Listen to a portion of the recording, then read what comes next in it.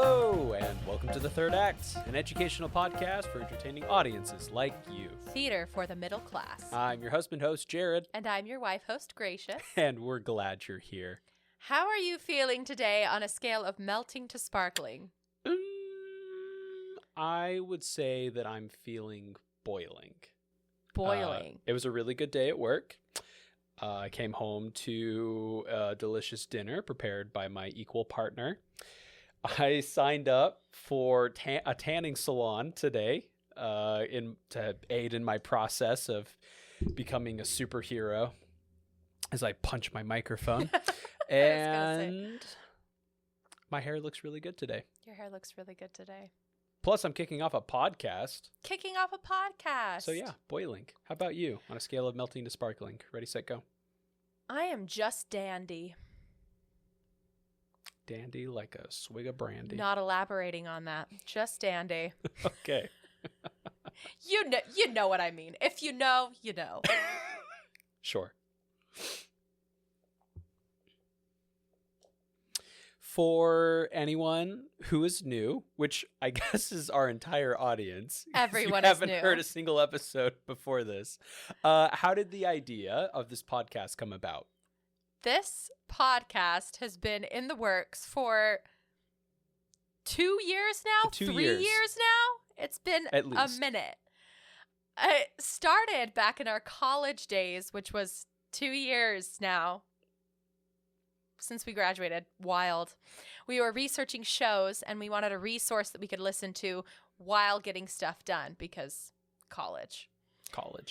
We were going to auditions for these projects that we knew nothing about, and we were having to do all this research about the characters and the songs and listen to the soundtrack and figure out all this stuff before we go into an audition, which is a great thing to do, for the record.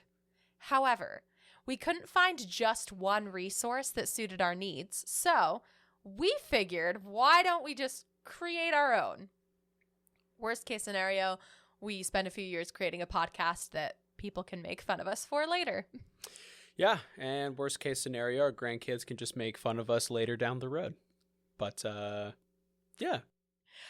For our first musical, I thought we should start with a real classic by a classic musical theater composer that I hope you all know. This man is the one, the only, Stephen Sondheim. Whoop, whoop. Jared, as an avid musical theater buff, I'm assuming you have a favorite Sondheim musical. I do. I'm glad you asked me before, so I had time to think about it. For me, I was going to say that my favorite Sondheim musical is Sunday in the Park with George.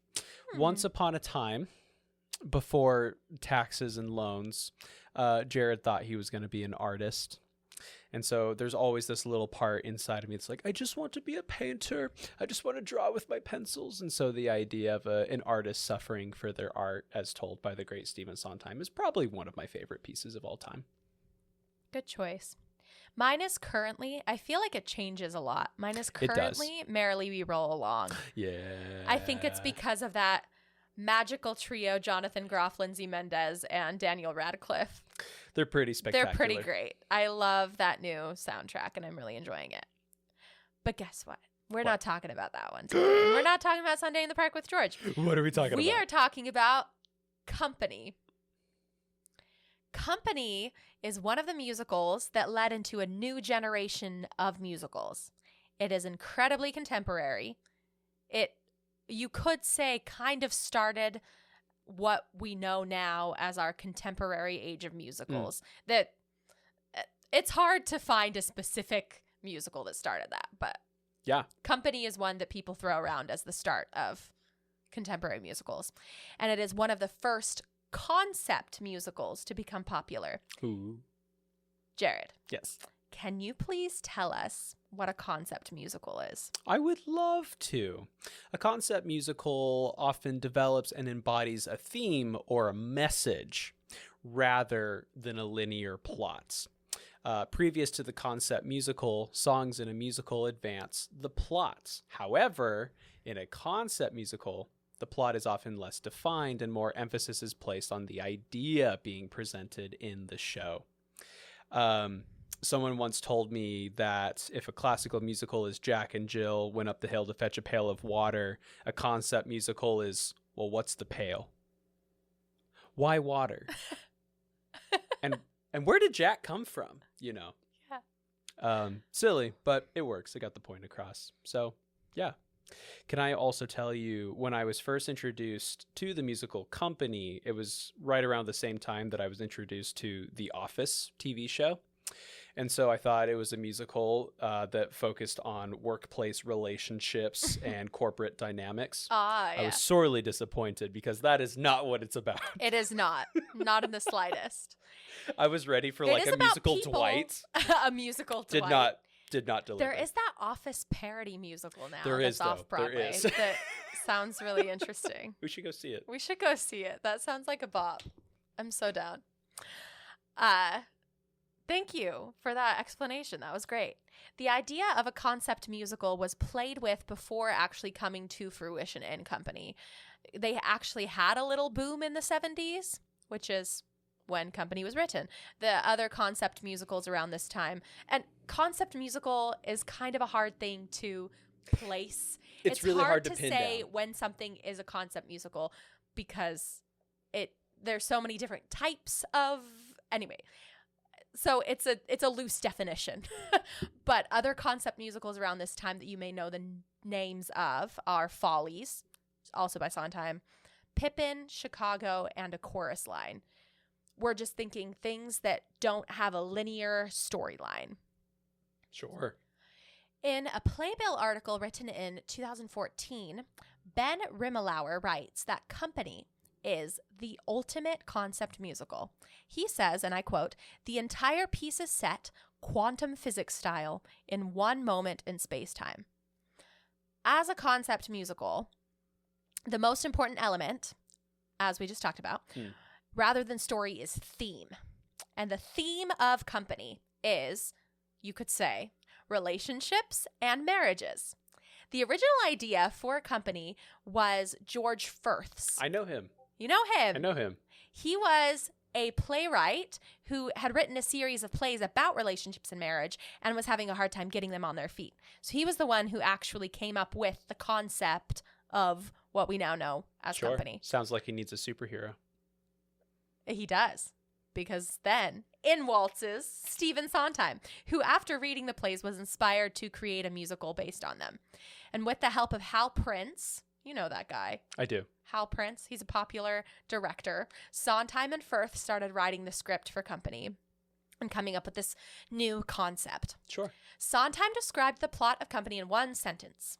Would you like to read this sentence? I would love to. A man with no emotional commitments reassesses his life on his 35th birthday by reviewing his relationships with his married acquaintances and his girlfriends. That is the entire plot. That is the entire plot. So, what is the rest of this podcast going to be about? We're going to talk about the characters and the songs because those are important. Yeah. Well, it's not a direct plot. Sure. Also, the nice thing about that is we are probably not going to spoil anything for you because there is no plot, ladies and gentlemen. No plot. So we should Nothing be okay. can be spoiled. However, please go listen to a soundtrack because they are all very good. Yeah. I listened to the original Broadway cast recording today. Usually I listen to the 2006 cast recording with, I think it's Raul Esparza. Yeah. Anyway. Can I tell you a funny story that happened? Of course. Because I want to be a good podcast co-host, I was also listening to the soundtrack today and I was singing along. And there's some really tight, crunchy chords sometimes in the show.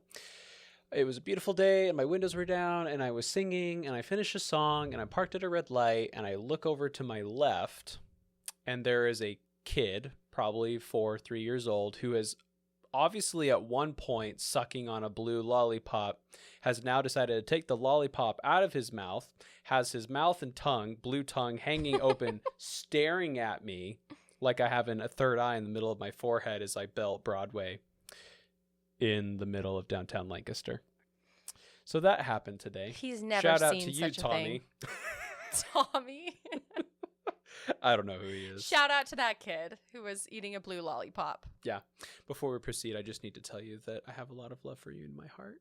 Oh, I have Yeah. a lot of love for you in my heart. Okay. Yeah. Anyways. Side Ooey tangent. gooey, mushy gushy. Let's talk about love and relationships. The last thing before we go into our characters section, I want to note that we are going to be talking about the newest licensable version of Company. Oh, yes. You do need to know that Firth and Sondheim in the 1990s went back through their libretto to get rid of the dated language, and they made some changes to the end of Act 1. So we're talking about the current licensable version. Good deal. Oh my gosh. Knowing that, thank you for that, Mr. Water Bottle. Knowing that, we are going into our characters. Just because our musical doesn't have a linear story doesn't mean it doesn't have characters. That would be very interesting, though, to have a show with no characters. I don't know how that would work. I sure would love to give it a whack. The protagonist of our story, the protagonist who creates our semi-through line in the musical, is Bobby, or Bobby IE in recent productions of the show. Because Bobby was originally written as a male character, but in recent iterations, a woman has played the role, which is kind of cool. You might recognize some of the people who have played Bobby. It was originated by Dean Jones, but the other popular renditions are Rala Sparza in the revival. There's Neil Patrick Harris in the Philharmonic concert, and Katrina Lenk played Bobby in 2021 on Broadway. I remember what her name was. Katrina Lenk. I know her from A Band's Visit. She gave the most gorgeous rendition of Omar Sharif in the Tony Awards. Yeah. So beautiful. Please go watch that performance because it's thrilling. It's truly thrilling. Yeah. Speaking of this newer revival, I watched an entire documentary about it, which was great. Please go watch it. It talked about the development of the production. This is the 2021 revival. Yeah. It talked about the changing of the genders, how the idea came to be, and how the people were involved in it. I'm not focusing on that production during the podcast, but I wanted to give a little shout out to that as a resource. It was by PBS and part of the series Great Performances. The episode was called Keeping Company with Sondheim. Aw, cute. During this documentary, they interviewed Sondheim's biographer, David Benedict, and he said something about Sondheim that I think will inform our knowledge of these characters. He said, he wasn't interested in having written a bunch of museum pieces to always be resurrected by producers and directors. He wanted theater to speak to the present. He went on to say that Sondheim was more interested in where his work could take him instead of how it was, and I loved that. He was talking about this new idea for the production of Company, but it speaks loads about how all of Sondheim's musicals are supposed to be interpreted and performed. Yeah. While this show was written in the 70s, it does not need to be played in the 70s. This is not a period piece. It should be relatable to today. Yeah. I think that speaks a lot to Sondheim's character and to his understanding of theater. The fact that theater is not stagnant, but rather ever evolving and growing and changing. Right. Right. He was revolutionary for his time. I just realized that if you sniff and wipe your eye, the audience can't see that, and they just think that you're just blowing your nose into the microphone. Mobby.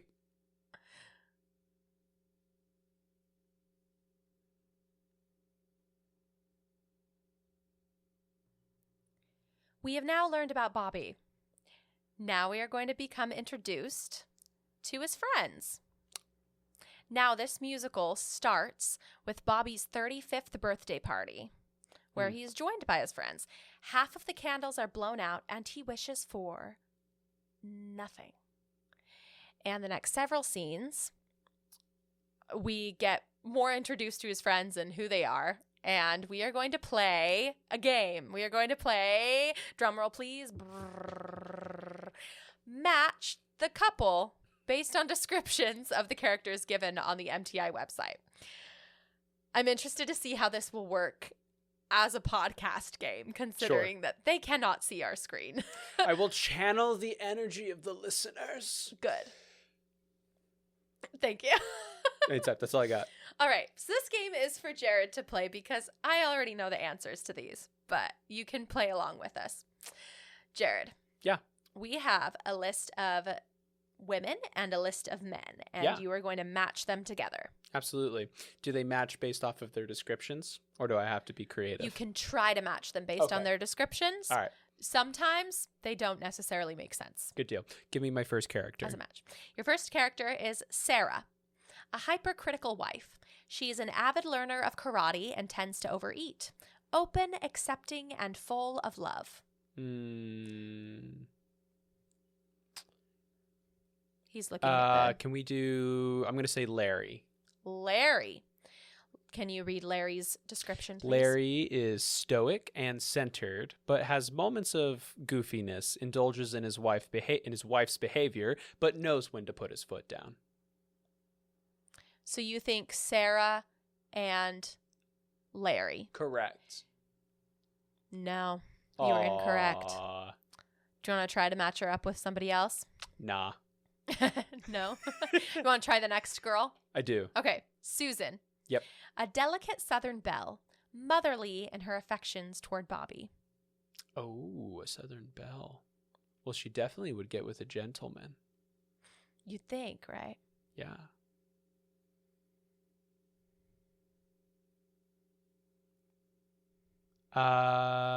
Let's try David. David is relaxed and always in control, believes a man should be married, and that the sacrifice of freedom is worth what you get in return. Susan and David. Wow, that was the worst sound ever. Do you want me to put in a sound for you? Or do you want a vocal? Whatever, it doesn't really matter. All right. If you think it'd be fun, do it. Okay, you got it. Okay, let's try the next one. See if you can get Jenny. Okay. Jenny, quietly manipulative, simultaneously square and wise, loves her husband and will indulge him from time to time. So if she's indulging him. Right. So that's probably Larry then.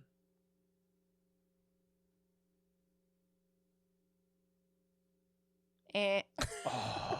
We're struggling with this one. Hey, Jared, when's the last time you saw the musical? Oh, a year and a half ago. I'm not Boo, Jared doesn't know any of these. Boo. Here. Let's assign like Sarah, Susan, and Jenny. Let's give them husbands. Okay, let's give them husbands.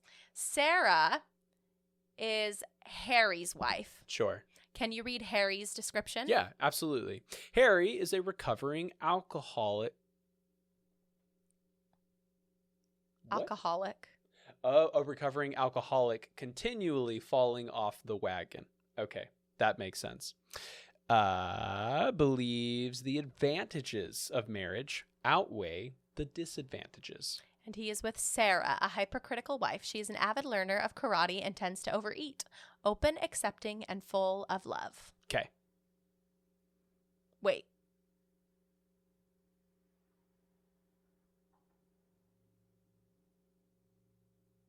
Yep. That's it. Can you edit out that pause? Sure. Okay, thanks. Okay. Susan is with Peter. Susan, a delicate Southern belle, motherly in her affections toward Robert, is with Peter, the perfect husband and ex-husband. He is very liberal in his views of relationships. There really aren't any clues as to who's with who. I'm doing my best, man. As you know, though, marriages just bring together two people who don't necessarily always Complement each other. This is or true. at least on the surface. Right. Sure. You can't always see that they complement each other. This is true. All right. Then we have Jenny.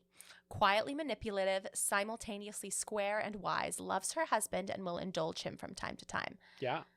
Jenny is with David. Can you read David's? Yeah. He is relaxed and always in control, believes a man should be married, and that the sacrifice of freedom is worth what you get in return. Very nice. Okay. I'm ready for Amy. So that's Jenny and David. Do you want to guess with Amy? Yes. So Amy, the only ones that are left are Paul and Larry. Yep. Okay. Amy, a frantic neurotic, engaged but terrified of marriage. After a mental breakdown, she finally realizes that her fiancé is, in fact, her soulmate. This is true. So, if they're going to match, not externally but internally, I would match her with Paul, mildly clingy but patient to his partner's neurotic nature. He is fully committed to the idea of marriage and encourages Robert to do the same. It's nice that those two actually do match up. Yeah. They use some of the same language. That's the only one. Yeah. Which means that Joanne is married to Larry. Larry the cucumber. I knew it. Joanne's description is acerbic, demanding, and blunt. Too old to be part of the young crowd, but not old enough to be part of the older crowd. Puts on a brassy front that melts when she is alone with her husband. And Larry is? He is stoic and centered, but has moments of goofiness. Indulges his wife's behavior, but knows when to put his foot down. There we go. The easiest, I think, to remember, the easiest couple to remember is Joanne and Larry because they are a different age than the rest of them. Sure. They're the older ones. Fair. They're not old per se, but they're older. Yeah. We might get into this down the road. I'm curious to know how Bobby became friends with these individuals. Because it would make sense if it was a musical about Bobby and single girls or Bobby and his drinking buddies. But it's Bobby and married friends. So anyways, we'll probably get into it later, but I'm curious to know how he came to be friends with these people. So here's the thing. You don't actually get into it, really. What? You don't actually get into the background. You're just learning about them. Because it's a concept musical, so it's not a plot. And you don't... The other thing with the concept musical is those questions that you would normally have with a linear plot that would be resolved by the end. Revealed in the third act. Are not revealed. So it's kind of up to you as the actor to decide how Bobby knows these individuals. Okay. Or it's up to you as the consumer. As the consumer. As the I like audience to member. think originally they started as perks. So like he was going at the grocery store and like Amy got him a discount on his squash and zucchini, and then they became friends because they invited him over for poker night or something like that. The other important thing to remember is that these couples don't necessarily know each other. They only know each other through Bobby. Through Bobby. Through Bobby. Oh. Or at least that's what's implied. Sure. They do all come together for this birthday party. For a celebration. But they function in their own circles. They function in their own circles. So we're thinking about our adult friends, right? Yeah. We are very young adults. I will admit. We are not we don't know that. I am not established. We're not in established. Years. However, we know as adults you kind of end up having friends from different circles. True. Like for instance, we have our church friends, and then we have our work friends, and then we have our random friends that random friend that you met at the grocery store that one time. Totally. Friends that I met touring colleges. Yeah. Shout out to all my wine moms. Yeah. Friends that you met during college, friends that you met in high school that you're still friends with, right? They all come from different places. Yeah. It is interesting, though, to think about why Bobby is drawn to married couples as his friends. Why does he have no single friends? What's that about? He does. He does. Ish. Except that he can't keep them. Spoiler alert. But they're not. There's like girlfriends or people that he dates, which I don't know if I would classify as friends necessarily. So those are our couples. The other characters that are important to remember are Kathy, Marta, and April. Ooh. These are the girls who are Bobby's so-called girlfriends. They're the ones that he dates through the show at different points, and you kind of see little bits and pieces of their relationship. Sure. So remember, since this is a musical, it's non-linear, so we don't actually see their full relationship blossom and bloom. You just see little snippets of what's happening with all of these people. Yeah. But those are characters, so that sets the scene. That's one important thing. Can I get their names one more time? The girls? Mm-hmm. Of course. It is Kathy, Marta, and April. Got it. They're going to come up more when we explore our next section, which is songs. Ooh. Because our characters' lives unfold through songs. Jared, will you take a second to explain baseline? This is like baseline musical theater knowledge, but it is important to know. What is the purpose of songs in a musical? It would be a pleasure, darling. Usually the assumption is that when a song is being played or sung, we are hearing the inner thoughts and monologue of the character. Generally, there's a pause in the story, and we're hearing what people are thinking. Usually, typically. And then if there's lines, that's when we get back to the actual physical plot or the action of the story, typically speaking. We call our songs the emotional plot. Correct. So so-called emotional plot. Yeah. If you can have an emotional plot without a linear plot. But I think you can. I think so. A lot of it is up for interpretation, right? Like us connecting with the character and going, oh, yeah, I hear you. I understand. Or going, what are you talking about? Right. Yeah. Right. It's our opportunity to connect emotionally with these people. That's why a musical is a musical and not a play. And that's why the music is usually one of the most important parts of a musical. Talking about songs. I'm not going through every single song in Company because that would take us all night. Drats. So go listen to a cast recording or go see a production. But I'm going to go through the more well-known ones and the more important ones to the story and talk about why they're important. Okay. So we are going to begin.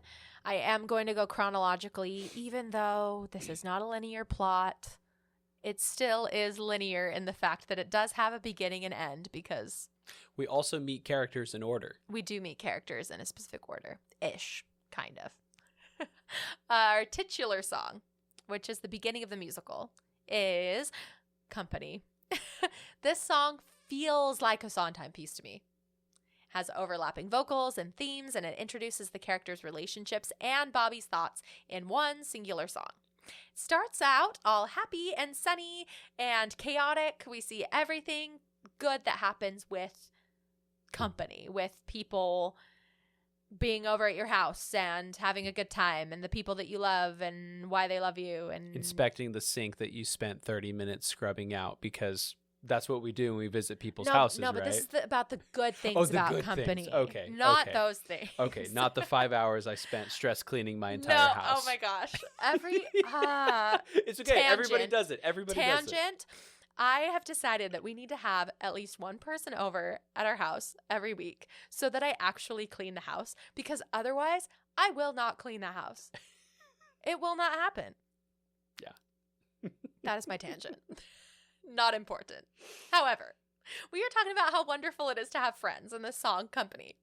And it is only later in this story that we see some of Bobby's discomfort with being a third wheel all the time. Mm-hmm. At the beginning, as musicals often start, not every musical, but often, they start being all hunky-dory and happy-gappy is what just came to my mind. That's not a saying.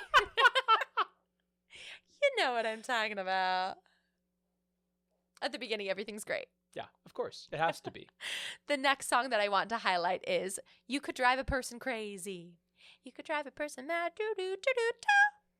So I can introduce the girls that Bobby dates, Sure. which we've already talked about. We haven't really delved into who they are as people because unfortunately you don't delve very far into who they are as people because you see them through Bobby's lens. Sure.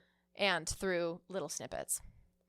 It introduces Kathy, Marta, and April, and they are complaining during the song, Andrew's sister style, that Bobby is a bit of a player, or that he at least totally cannot make up his mind about what he wants. For all my friends playing at home, the Andrews Sisters were an American close harmony singing group of the swing and boogie eras. I had to look that up. Great. I thought everybody knew the Andrews sisters. I'm sure they do. I'm just an uncultured swine. I'm currently doing a show that's set in the 20s and 30s. Yeah. So I am very familiar with the Andrews sisters. We're actually focusing on the Boswell sisters in my show, but True.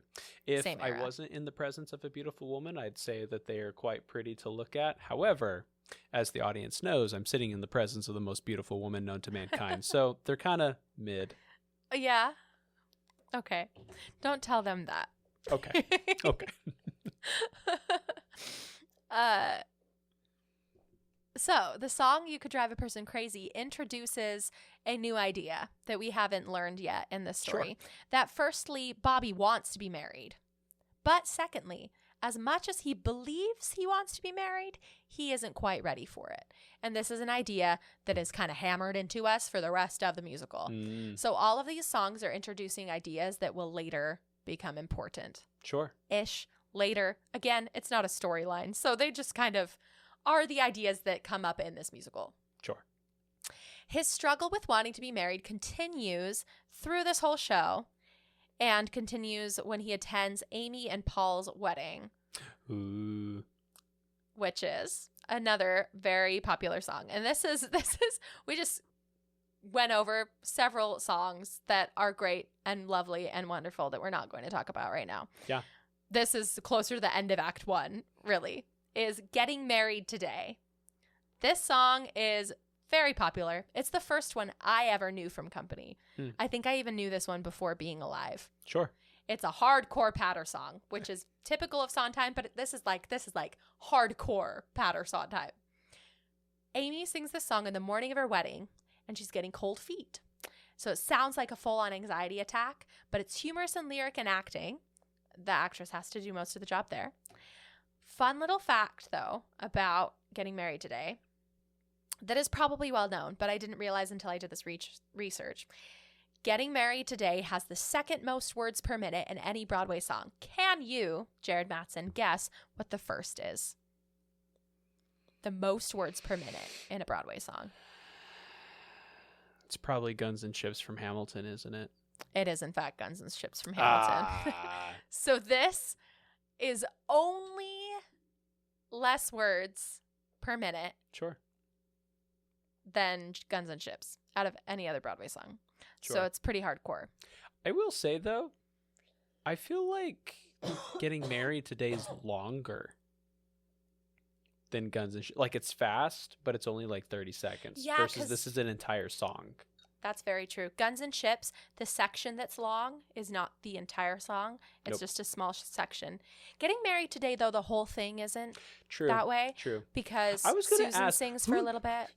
Who's the opera lady? Who is that? I think it's Susan. Susan. Again, Okay. this isn't set in any sort of reality. Fair enough. Okay. Because I was listening today, Susan, she starts off like singing very nice things, and then by the end, it's not like she's calling them out, but it's not as nice as it once was. So like her tone shifts as the song is going on. Yeah. You do have to remember that Susan, at this moment, probably isn't playing herself. Mm-hmm. She's playing a random entity. Like an angel or a choir member. Oh, here it is. She goes, "Bless this bride, totally insane, slipping down the drain, and bless this day in our hearts as it starts to rain." I was like, ouch, rude, totally insane. Give her a break. She's just getting married. Yeah. So yeah, don't think of it as Susan in this case. That's the character who sings it, but yeah, she doesn't actually have anything to do with it. Another line that really stood out to me, Amy's the one singing like the patter bit. But by Monday, I'll be floating in the Hudson with the other garbage. Ouch, girl. Like, have some self-compassion. No one has all their crap together on their wedding day. Like, be nice to yourself. She's freaking out a little bit. Sure. Weddings are real stressful. Do you remember on my wedding day? No, this was not on our wedding day. I was semi-calm on our wedding day. Sure. However, several months before our wedding, I was going to plan the wedding, and I was having a full-on panic attack because planning a wedding is really difficult. And we were planning it in like 5 months, which is not typical. It was very difficult. And Jared, you did the nicest thing, and you went and bought me a little wedding planner book so that I could sort my thoughts. And that's when I knew he was the one. I did. I guess I knew before because I said yes, but Yeah. that was one of the moments. Yeah. Very sweet. Yeah. A final note, and then I have like a real actual question. Also, Amy says, so thank you for the 27 dinner plates, 37 butter knives, 47 paperweights, 57 candle holders. Anyways, 27 dinner plates. I was curious to know. I'm like, oh, because in Frozen, it's like 8,000 salad plates, right? Mm-hmm. So for those playing at home in the musical Frozen, they have 7,973 more plates than Amy got at her wedding. Thank you. She's going to need quite a few more marriages and weddings before she gets up to that point. She is. Thank you for that information. I think we all really needed that. I think so. I think so. That was very important. Long story short, you get a lot of plates and cutlery when you get married, by the way. You collect a lot of stuff. If you do it right. If you do it right. Obviously, if you elope, the only thing you're getting is disapproval from your father standing in the doorway shaking his head. I don't know. My dad wanted us to elope. He was remember? so He was going to excited. pay us. He was going to pay us $3,000 to elope. We should have done it. He just didn't want to deal with it. He all just the didn't want to hassle. deal with it. Should have taken him up on Should have it. taken him up on that. At the end of this scene, getting married today, Yeah. we hear another song, which Bobby sings, because during the scene, well, this is the scene, I guess, following getting married today. I'm thinking of them in the same scene because this is happening in the same time period. During the scene, Bobby has a hard time dealing with the fact that he is the last of his friends to be married. Yeah. So this is the last of them to be married. All the rest of them have already been married at this point. Correct. We can assume. In the current script of this production, remember, updated in the 1990s, this song was added. So this song did not exist in the original 1970s version. Yeah. Marry Me a Little. It's a big song with some big thoughts. Marry Me a Little is a song where Bobby is pleading for Amy to marry him or just for someone to marry him. In this scene, he proposes to Amy and she refuses. Yeah. And he just wants someone to marry him so that he isn't alone anymore. And he exclaims, "I'm ready," several times. I have a question for you, Jared. Go for it. Why do you think Marry Me a Little was added? Why do you think it was important? Because this musical already existed before Marry Me a Little was added.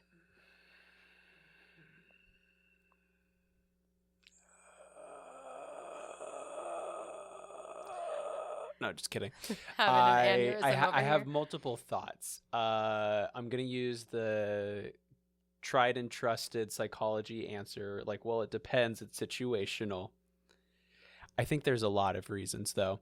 Can I make a note first about one of like the fun things that the song offers? Yeah, of This course. is personal, so correct me if I'm wrong if it doesn't actually go this way. A lot of throughout the song, he'll often build up to the phrase "I'm ready, I'm ready, I'm ready now." By the time that he gets to now is different than everything else that he's been singing, and it usually shifts Yeah. harmonically.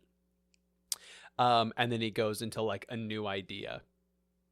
So Yeah. throughout the entire course of this song, it's Bobby saying, "I'm ready, I'm ready, I'm ready," and then shifts ideas and changing. So almost like he's hinting that internally he's saying like, yeah, I want to get married and I'm ready whenever you are. But externally there's something going on or something's always changing.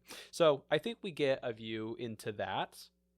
Correct me if I'm wrong. Also, he like tells Amy that like, hey, you're freaking out. We should get married. Right? Like that happens. Yeah. That's the scene. Yeah. There's prior. Getting Married Today, that Yep. little scene, and then Marry Me a Yeah. Little, and that ends Act 1. So he like almost had it. Yeah. And then she And then she decides to decides go that and she's marry going to be Peter. with Paul and goes Paul. off. Paul and Peter. Peter, one of those. Paul. So I think it's fun. It's not fun. It's actually quite sad that we see like he almost had the thing that he wanted and now it's Yeah. gone. So he's Yeah. going to have to address those thoughts and feelings. I think the other thing that it does really well is it summarizes all his thoughts and feelings, everything that we've learned as an audience all through Act 1, wraps it up in a nice, pretty bow. I'm ready now. And then we go to intermission and you have to go use the bathroom and get your drink and popcorn. And you're like, well, what's he going to do next? Because he says he's ready. So does Act 2 open with a wedding? Do we open at his funeral? Does he get hit by a bus? We don't know. Yeah. So I think it creates a little sense of suspension. Yeah. And we do love a good sense of suspension at the end of an Act 1. Yeah. The other thing, the final thing that I would say, and because we need to move on, it lets Bobby end the show. Yeah. If we end on someone else's marriage, it could lead us to believe that the show is taking a new direction and maybe we're stepping away from Bobby. So having him end it reminds you, like, this is Bobby's story. This is in Bobby's case story. you forgot. He's the narrator. He's the narrator, and we're following him. Yeah. So. Yeah. Thank you for that. Thank you. I think the idea of Marry Me a Little is a little peek into why this musical is important. Ooh. So I'm going to take a little tangent. This is going to be our intermission. Yeah. We're not going to talk about the songs for a second because I want to talk about why Sondheim wrote this musical, or why I think, or based on my research, why he wrote this musical. I think the song Marry Me a Little is a little peek into why it's important and why Sondheim may have written this musical in the first place and what he's thinking. Michael Rydell, a theater critic, in an article that I read, said something, I think it was an article, said something about Sondheim that I found very thought-provoking. Yeah. He says, I think clearly Steve could not have written Company without having been in Bobby's position himself at some point in his life. So for Company, they were thinking about living a contemporary life in New York City in the 70s and being, in Steve's case, a gay man, surrounded by a lot of heterosexual friends, and everyone saying, how come you're not married? When are you going to get married? Because that's the way life was back then. End quote. So that's an interesting thought. I think the amazing thing about Sondheim musicals is that you can kind of get a little peek into what he's thinking because he talks a lot about thinking. And his shows are pretty cyclical in their arguments and in their thoughts, that you know that Sondheim was just having these thoughts and these needs. And I don't think he would have read George Furth's plays and said, wow, I want to make this into a musical, unless he could have related to it in some way. Yeah. As a homosexual man in the 70s, where he probably, I didn't do research on this, he probably wasn't out at this point. Sure. Like openly gay. Yeah. And he was probably being encouraged to get married because this is the 70s and everybody is getting married. This is just how it is. And he's alone. And realizing that he kind of wants someone to spend his life with him, but he doesn't have anyone at that point. Do you have any thoughts on that? I was going to ask, so like this was written at, it was probably multifaceted because I was like, oh, so he just wanted to like include a piece of himself into the show. Partially, I think he's also writing from experience. I mean, and then all the other things that we said. Writers as well. always do have a part of themselves in their it's story. True. You right? have to. You Otherwise, have to. it's a gutless, soulless product. Especially in theater, considering that it is so emotional and so emotionally driven. Especially with musicals like Sondheim's that are very, they're exploring very human ideas. And they're exploring more the idea than just the story. Because in a story, you can just kind of say, Jack and Jill went up the hill to fetch a pail of water. Jack fell down and broke his crown, and Jill came tumbling after. And that's not emotional. That's not telling you anything about how Jack and Jill were feeling or what made them feel this way. What significance does water have in all of this? Why? Why are we pursuing water in the first place? I'm realizing that now I'm going back to Jack and Jill like you were talking about. It works. Yeah, with those kinds of stories, when you're just talking about a story, you don't have to get as deep. But when you're talking about ideas, you're delving into your own subconscious. You have to explore the emotional, integral parts of the concepts themselves. Yeah. Again, this is not in Sondheim's own words. This is in Michael Rydell's words. That's what he thinks Sondheim was thinking. So maybe he wasn't having this experience. But I think we know as humans that this is a human experience.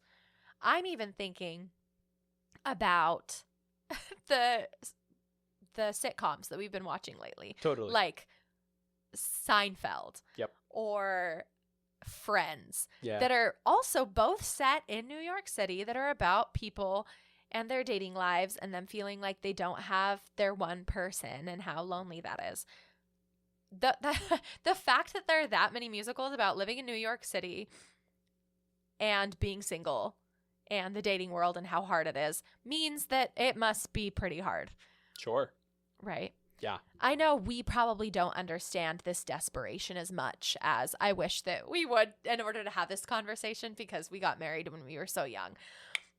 But I think this is expressed by someone who has experienced that loneliness. Yeah. And of course, we've still experienced loneliness, but not to this sort of desperation that I think Bobby's feeling at this point. It's his 35th birthday, and he Totally. feels he's still alone. Yeah. And not really going anywhere. Yeah. Hey, that was really well said. Thanks for sharing. Thank you. Intermission over. We're going back to our songs. We're going back to our show. Marry Me Little just wrapped up our Act 1. The idea of this musical that is introduced, not really introduced, is delved into more in Marry Me a Little. Mhm. Keeps going. Yeah. I want to put a little plug in for the song The Ladies Who Lunch. Again, by the way, there are several songs that came before The Ladies Who Lunch. Please go listen to all the songs. These are the more important ones that I wanted to highlight. The Ladies Who Lunch is another important piece from this musical that every musical theater nerd needs to know this song. This is Joanne's song, and it became Elaine Stritch's signature song. She's the lady who originated the role of Joanne. This role has also been played by Patti LuPone several times, at least 2. I think more. Yeah. So lots of people know it as Yeah. Patti LuPone's song. Yeah. But it's Elaine Stritch's song, okay? Give her the credit. Give her the credit. Patti LuPone, though, she deserves a little credit, too. I don't want to go too much into this song because I think you need to listen to it. I don't think I can explain it very well. But I can do a podcast about Company without mentioning it. I'm going to finish our songs. Wow, I really feel like I went through none of the songs. I'm just highlighting songs here. Go listen to this musical because there are many more songs. Can I say something about Ladies Who Lunch? Of course, Do we yeah. have time for that? One, I wish at some point in my life, I wish I was a lady who lunched. I will never, ever reach that chapter. You will not. Of life. I would give anything to be a lady who lunches. I see them all the time as I'm out and about working with my clients. And yeah, can't participate. Can't relate. Anyways, at the end of the song, in some versions it's more apparent more than others. There's like one version that I was listening to while I was driving, and she was singing the very last phrase of the song. She's singing the word rise. It's long, it's held out, it's high. And hers was raspy. Very grinding. Not a beautiful, sustained, open, clean sound. I was like, wow, that's so nasty. Why would you do that? And that was like the immature side of me, right? Like, ew, gross. I don't like that. And then later that night, I'm like, hold up, Jared. Talented, well-paid, well-trained, well-vouched for actors don't just make bad decisions for bad decision's sake. It's usually very purposeful, right? So it's like, so what are we supposed to get out of this? First off, as I was listening to it today, I don't think she speaks about ladies who lunch because she's so proud of them and wants to celebrate. I also don't think it's about ladies who lunch. I think there's more to it. So she's kind of chiding these individuals for the lies that they put on in their lives. So that's told through the lyrics throughout. And then at the very end, she's telling them to rise, almost as if she wants them to do better. Right? Yeah. Be better, act better, because you have the opportunity to. Maybe. More importantly than anything, I think the way that she sings it highlights what she's feeling internally.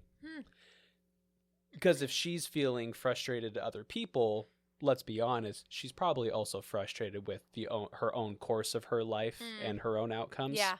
So she could also potentially be voicing her own internal monologue Yeah. Yeah. in a brief 10-second part of a song. Yeah. Anyways. Thanks for sharing that. Yeah, anytime. I've never necessarily noticed that, but I Cool. think that's I'll show it to you sometime. very thoughtful. I mean, I've listened. I know that that's how she sings it. I've just never thought of it that way. We'll listen to it afterwards. So thanks for bringing that up. Yeah. Anyways, I'm really curious to hear what you have to say next. Well, I wanted to tie our discussion up Sure. with a little bow, which is the song Being Alive, which is the perfect end to this whole journey. Why do we think Being Alive is the perfect end to a musical? Oh, man. I mean, if you're going to explore relationships, like, what's the point? Why do we even bother with other people? Because of I was about to say joy. I'm like, it's not joy. Because of the experience that it brings into our lives, because of the influence, because of the lessons, because of the hardship, the gratitude. I would say that the friendships and the relationships we build in this lifetime that we have on the brief 70, 80, 90 years we have on this planet are probably the thing more than anything else that define who we are as an individual. So I think being alive is probably Sondheim's way of wrapping up. It encapsulates that idea. What is Bobby? Who's Bobby? What is he worth? As we review everything that we've seen for the past 2 hours. Yeah. I read a super great article about the song by Lorien Kite in Financial Times. I don't know. I don't actually remember how I even found this, but it was a really good thought. Okay. You can read the article. I'll post it in the notes. She says, Being Alive is an unusual kind of love song. Neither lament nor celebration. It belongs instead to a subcategory that Sondheim has made his own, the inquiry into commitment itself. End quote. Basically saying that Sondheim is inquiring about commitment and what that means. And is that love? And is commitment love? And is it the only way to love? There are so many love songs. But how do you feel such emotion except in your love life?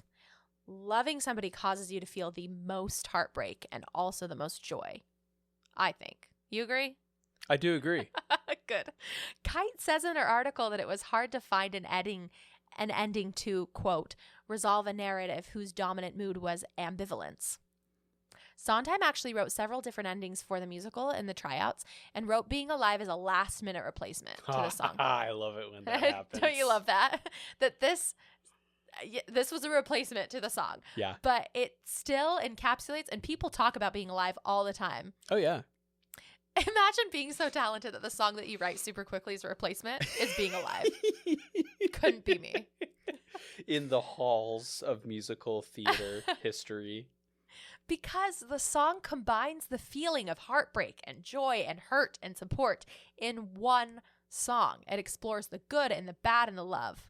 And that's why it's something that I think everyone can relate to, right? It's talking about someone to hold me too close, someone to hurt me too deep, someone to sit in my chair and ruin my sleep and make me aware of being alive.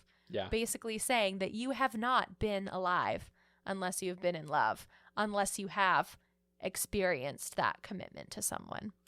Sondheim's a genius. We miss him. Rest in peace, Sondheim. If you ever have a chance to see a production of Company, please do. But can we just take a moment to revel in the glory of Stephen Sondheim? If you can, see Sweeney Todd or Merrily We Roll. Oh no, they're both closed now. Are there any Sondheim shows that are even on Broadway right now? On Broadway? Wait, I think Sweeney Todd is still running. I thought so. I need to double check. What I do know is that regional theaters and local theaters continue to run his shows regardless. So even if it's not on Broadway, I encourage you to visit it at a theater near you. Yeah. I recently listened to his final musical, Here We Are. That one that was staged in an off-Broadway theater recently. Yeah. That was a really interesting one that I think we should definitely delve into sometime because I don't understand it. Everything that I've set aside, you can see inside a writer's soul by what they write. And I think that company is a deep and important part of Sondheim's soul and a part of the human soul.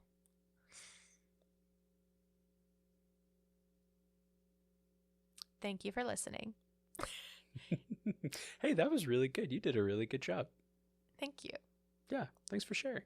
Thank you. And thanks for letting me be a part of the journey. Of course. My pleasure. Thanks for helping me to feel like I'm truly being alive. Aww. Aw, see what he did there, folks? If you enjoyed what we had to say, give us a like. If you enjoy what we're making, give us a follow. If you think what we have to say could be enjoyable for someone else, give us a share. If you have something to share or say, please email us at thethirdAct64@gmail.com. We hope you'll join us next week. In the meantime, we know some of you have auditions, rehearsals, performances, bills to pay, groceries to pick up. So in the meantime, please enjoy the sunlight and break a leg. See you guys. Love you.